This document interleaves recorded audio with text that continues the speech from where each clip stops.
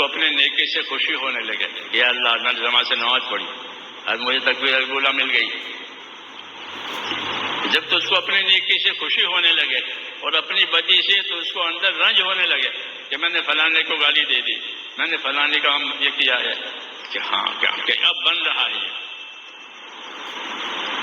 سمجھ میں آئی بات؟ یہ نشانیاں بتائی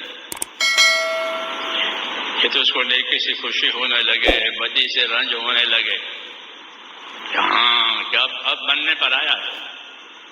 ورنہ تو ایسا ہوگا جیسے کوئی آدھا یوں سن ہو گیا، اب اس کو پین لگاؤ، کچھ بھی لگاؤ، کچھ بھی نہیں ہوگا، کیونکہ یہ سن ہے۔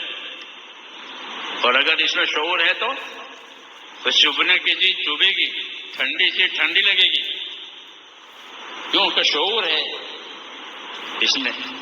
تو ایسے ہی آدمی میں دینی شعور ہوگا تو دین کے خلاف کوئی بات ہوگی تو اس کو چبھے گی، یہ میں نے غلط کیا، یہ میں نے غلط کہا، اور دین کے مطابق ہوگی تو اس کو خوشی ہوگی کہ الحمدللہ یہ کام میرے ہاتھ سے ہو گیا۔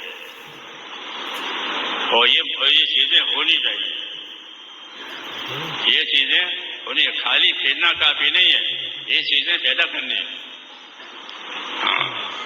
اللہم اجعلنی من الذین اذا احسنوا استبشروا واذا اساءوا استغفروا، کہ اللہ مجھے ایسا بنا دے کہ مجھ سے کوئی نیکی ہو جاوے تو مجھے اندر سے خوشی ہونے لگے، اور مجھ سے کوئی بھول ہو جاوے تو پھر میں معافی مانگنے والا بن جاؤں کہ یا اللہ مجھ سے بھول ہو،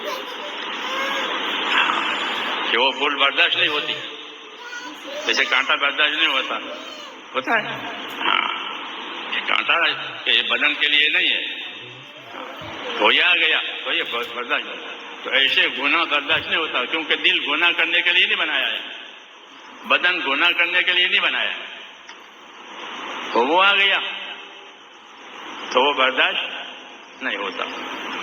ہاں اس لیے دعا مانگی کہ مجھ کو اللہ ایسا بنا دے کہ نیکی ہو جائے تو خوشی ہو، تیرا شکر ہو، وہ بدی ہو جائے تو اندر رنج اور غم ہو تاکہ وہ نکل جائے۔ اس کو اصلاح کہتے ہیں۔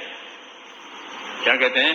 کہ نفس کی اصلاح، تو اس کام میں نفس کی اصلاح کا بھی سامان ہے اور اس کام میں اپنے دین کی نصرت اور مدد کا بھی سامان ہے۔